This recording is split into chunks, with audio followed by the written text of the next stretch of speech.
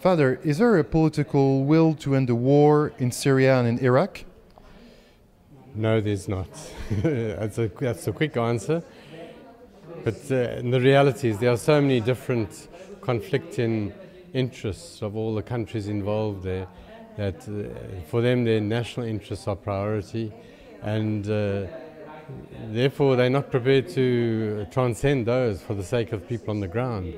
And the reality of the suffering doesn't seem to touch people when they have their concerns to be their own wealth creation, their own land acquisition, their own needs, and they're not interested to really look beyond that, unfortunately. So there's a long way to go to get people to transcend their own national interests. Can we say that some countries are responsible or even guilty? Clearly they are, and we're reaching a situation where people need to be naming who they are increasingly. Obviously, we've got to be careful about people on the ground from our constituencies who will become the targets. But it's clear that the big nation states, those in the region surrounding, are all guilty of provoking conflicts based on ethnic questions, based on religious divisions, based on their own interests in terms of their own land and trying to secure that.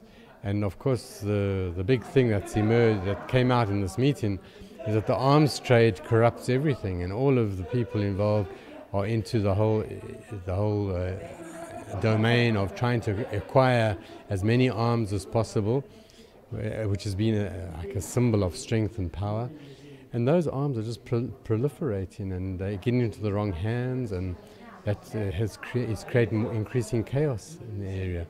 So unless we do something more about the arms trade, unless we do something more about the traffic of arms and start working towards prohibiting, making it a violation of international for anyone to move arms into that area, regardless of what their reasons are, we're never going to make progress in bringing peace there. And concretely, what could be done by some governments or the members of the civil society?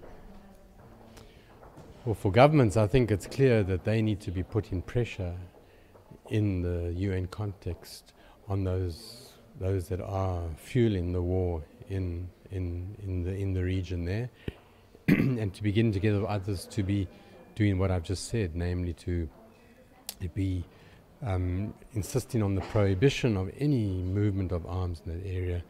And there are many other things one could say, but maybe that's the primary thing.